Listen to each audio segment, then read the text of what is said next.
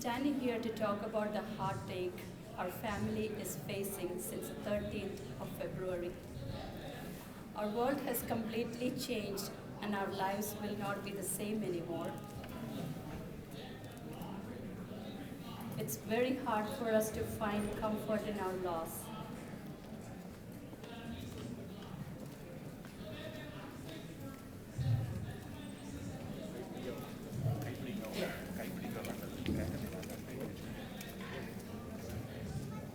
Let me start again. Don't know whether you heard the beginning. I'm standing here to talk about the heartache our family is facing since the 13th of February. Our world has completely changed and our lives will not be the same anymore. It's very hard for us to find comfort in our loss. It's a real test on our faith in Jesus Christ.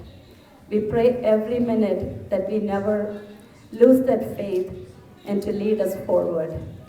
The prayers of many people all around the world is so comforting to us, and we are holding on to our Lord and His promise that we will see our son again.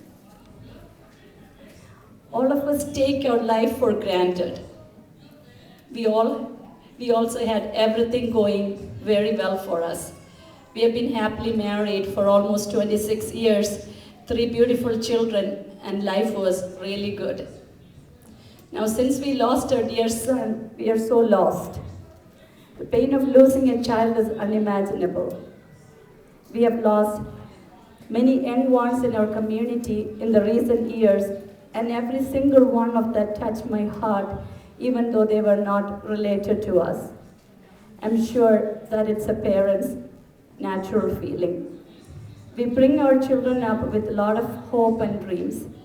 We hope that they will be in this world until after we die. When the dream shatters, the only answer we have is that it's not our plan that works, and it's God's plan that works. We believe there is a reason in everything that happens to us. Our son lived only for 19 years, but he lived it to the fullest, and he taught us the value of life, the love you can give to others, the happiness you can get by not holding the grudge. He had no enemies. He made sure the people around him was always laughing, even though his jokes were so silly sometimes. That's a life we want. No one is talking anything bad about him. Everyone that he met along the way had something to say about him. Sometimes I sit back and think, what have I done in my life? Will I get this kind of response from people after I die? The answer I get is no. So I have come to a conclusion that it does not matter how long you live, it matters how well you live your life. Our Pravin was a joy to many with his hilarious laughs and jokes, and something about him attracted many to him. He was very funny and always happy. We did not know the impact he had in others until he left us. Now we hear from his school and college teachers and his friends and people that knew him talk so highly of him. We heard from people that the faith he had in God. He lived up to his life motto, YOLO, you only live once. He always told everyone to chase their dreams. He kept a very close relationship with us. Even though he wanted to go far away when he started college, we knew he was missing home when he made surprise visits to home on weekends. We missed his daily phone calls to us. He used to tell that he would make us famous, and we know he kept his word. Only thing is, this is not the way we wanted to be famous. Nothing in life can prepare for something like we face. We think of accidents or getting sick and something natural like that for our children. We are still in shock to think that Pravin went missing and lost him. Soon after Pravin's incident, we heard about Jasmine from New York, and now Rennie is still missing. I still talk to Rennie's mom. Actually, I talked to her yesterday. They are devastated. They have no answer still. The friends are not talking, so they have no idea what happened to that boy. And I just want to remind everybody to keep Rennie in your prayers so they can find him. And the only reason we got Pravin, we believe that it's through the prayers. Millions were praying all around the world for him. That's the only reason we got him. Otherwise, he would have been another missing case.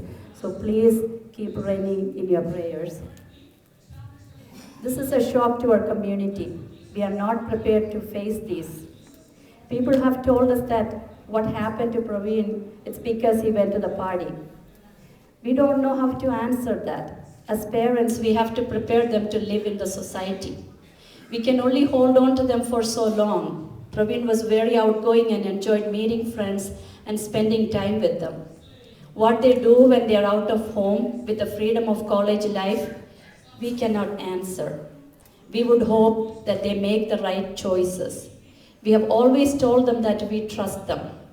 When all those rumors were spreading like anything after Pravin went missing, we were so puzzled. The picture that was given to us was not the son we knew. So we had a hard time. Our hearts were heavy. Now he proved that it was all wrong, and we are so thankful. His toxicology report came back with no drugs, no alcohol in his system. He made us proud. Our minds are at peace that way. What really happened to him is still the answer we are all looking for. We are still praying for the person who knows about this to come forward and tell the truth. We know he did not get into a stranger's car willingly or ran into the woods. He's a lot smarter than that. His phone never left his hand. He could text even in his sleep, and he did not call anyone because he was not in a position to do that. Pravin is not here to tell his side of the story. We don't know the driver and how he was raised, but I want them to know how precious Pravin is to us and how much he's been missed and loved. There is nothing in this world that can replace him. We will have to live with that pain forever. We will miss his college graduation, seeing him in the police uniform which he dreamed, his wedding, grandkids, and so on. Our dreams are shattered, and I want to let them know that. Again, we are not looking for revenge. We just want answers and a closure. It's very hard for me to think that what was going through his mind when all this happened and how it happened that night. Was he looking for us? We have sleepless nights trying to figure that out.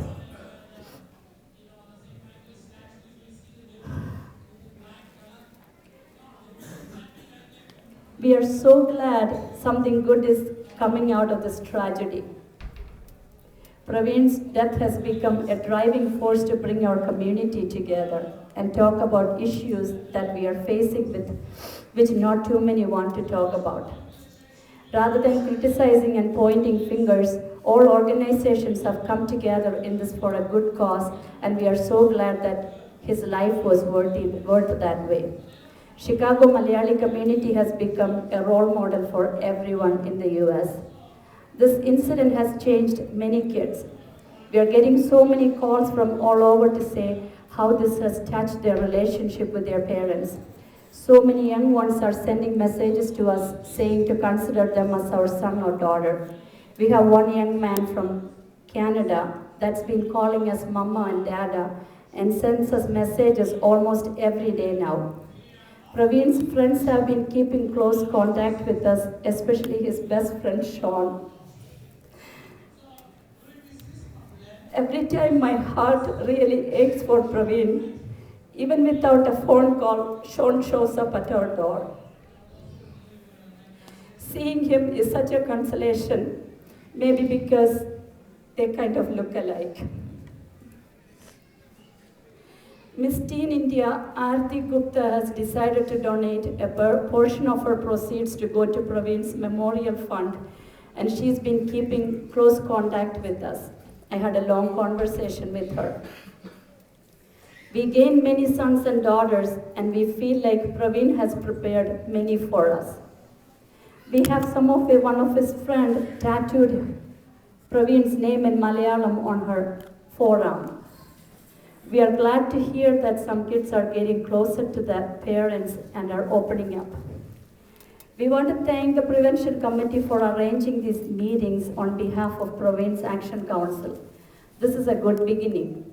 The parents and kids need to have better awareness about the life in college. Most of us are born and raised in a different culture, and we cannot relate to the kids who are born and raised here. Our children are trying to make us happy and trying to fit into their group. That's a big adjustment, and the peer pressure is very strong.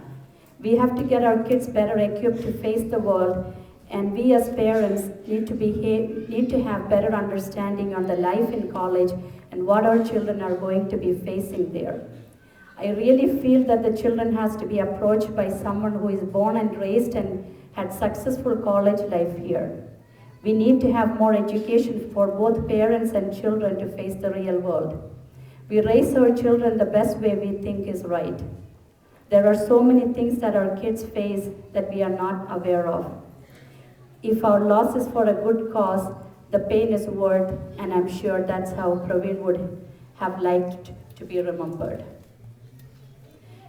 I want to thank you all for all the prayers and support from your church members from the day our Pravin went missing.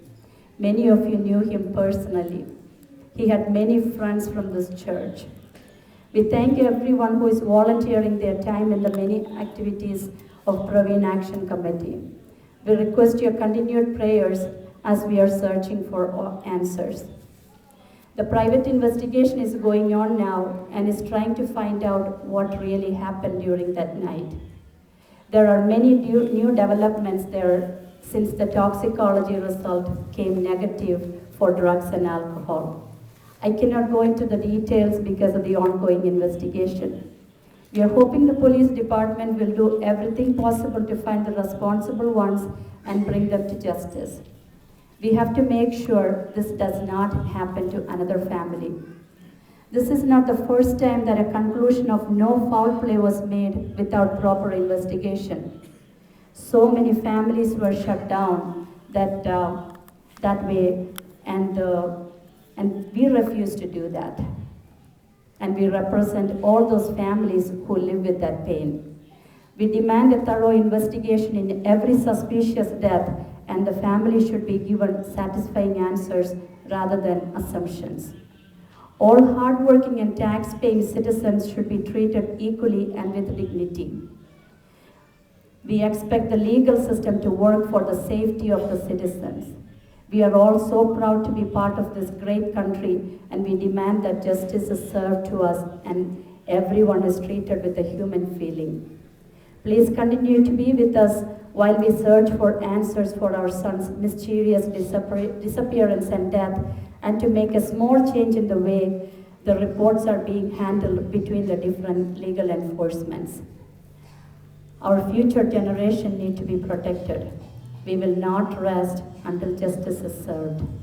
Thank you.